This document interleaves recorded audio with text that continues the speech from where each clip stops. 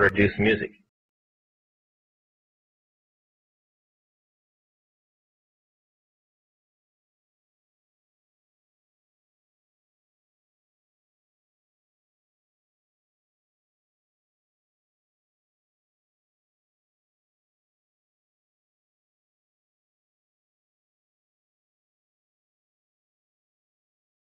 After it's been recorded, it's taken in. This is why a master's cut months in advance before it's released. On the full moon, it's taken in to a temple room about the size of this auditorium that is in every one of the major music companies, behind locked doors up in the executive offices. And it's placed on an altar sitting in the north of the room, and a pentagram engraved in the floor. And 13 hand-chosen witches and wizards and a coven come in and conjure a principality or a power up, usually Regia or something like that, and order him to tell the demons under him to follow every record and every tape coming off of that master. If that's too hard for you to believe, I'm sorry. That's why they do it.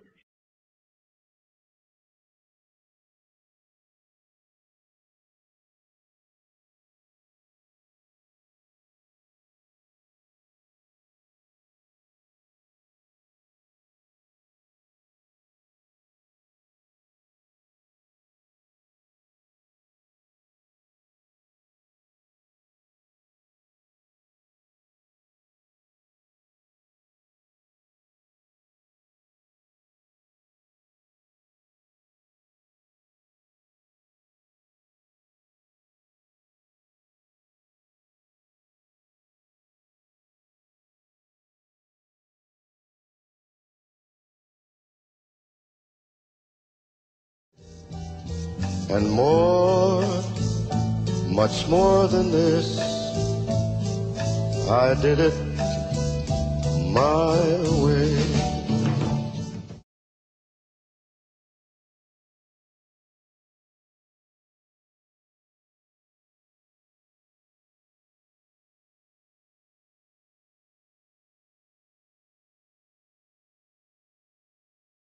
Hailed as one of history's Wolfgang Amadeus Mozart, a Freemason himself, composed a symphony, which was an open display of Freemasonry.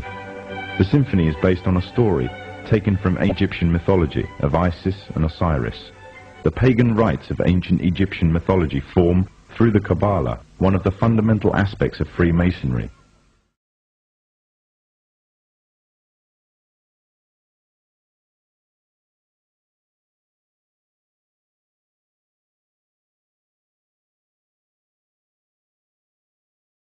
It is hard to overestimate the impact that the Beatles had on the world at large, as youth by the millions were given a form of emotional shock treatment.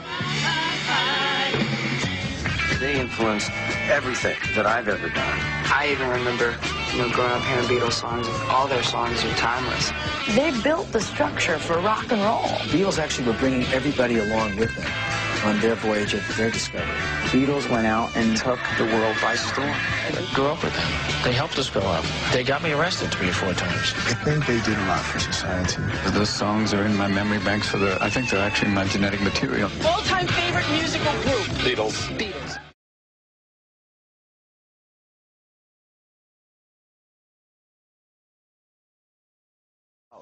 When you go back and listen to Sgt. Pepper's, they were brilliant. Sgt. Pepper had changed the world.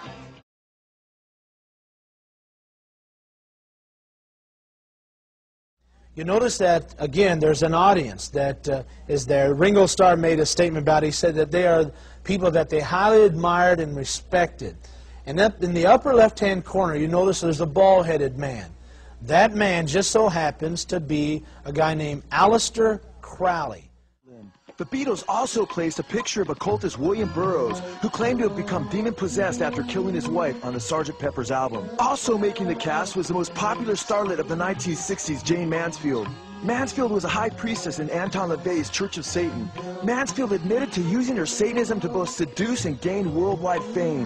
The Beatles also placed a slew of Eastern gurus on the album.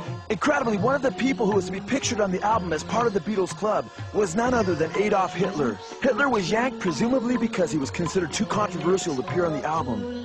Hitler's picture can be seen on the sidelines just prior to the shooting of the album cover. It has been well documented that Nazism was rooted in the occultic teachings of Madame Blavatsky and others. Aleister Crowley claimed that Hitler was his disciple and was seeking to implement the teachings of the Book of the Law through his policies of the triumph of the will. And of course, as we have noted on the top left, we find the picture of none other than Aleister Crowley.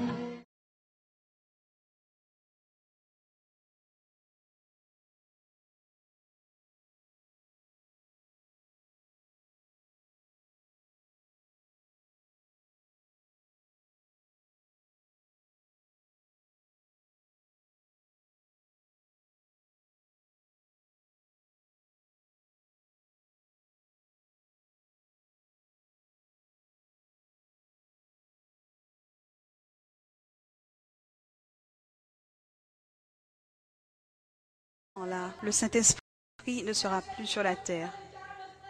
En ce temps-là, il ne sera plus sur la terre. J'ai commencé à avoir un trafic énorme. J'ai commencé à avoir des accidents. Toutes les personnes qui étaient appelées avant, il me dit, ils chercheront la mort, mais la mort ne sera plus. La mort ne sera plus dans ce temps-là. Et précisément, j'ai commencé à voir que là, il y avait des personnes amères.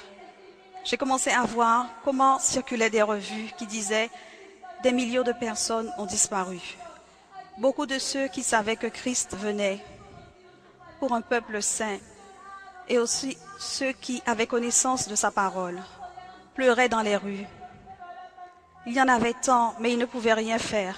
Et le Seigneur ferma l'écran et il me dit « Je viens là chercher un peuple saint. Je viens bientôt chercher mon Église. Veille sur ce que tu fais pour accomplir ce que je t'ai demandé. Dis à mon peuple que je reviens d'ici peu. Dis à mon peuple que je reviens déjà. » Le Seigneur me dit, dis à mon peuple que je reviens déjà et que je viens pour un peuple saint. Dis à mon peuple que c'est seulement les saints qui me verront. Le temps est proche. Le Seigneur a permis de signaler et révéler à l'humanité ce qui arrivera. Aujourd'hui, c'est le temps du salut.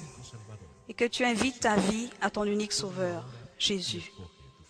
Prends ce temps de choisir ta destinée. La vie ou la mort. Le ciel ou l'enfer. Jésus ou le diable. C'est très clair d'appartenir à Dieu ou d'appartenir au diable. De faire le bien ou de faire le mal. Ton choix sera ta destinée. Vie éternelle ou étang de feu. Réfléchis. Fais le choix. Décide maintenant. Jésus-Christ est mort sur la croix pour chacun d'entre nous, pour nos péchés, et nous a donné l'opportunité d'être sauvés par sa miséricorde. Accepte Jésus comme ton unique Sauveur. Tous l'ont écouté et l'ont vu. Que ce moment, vous le viviez comme un appel.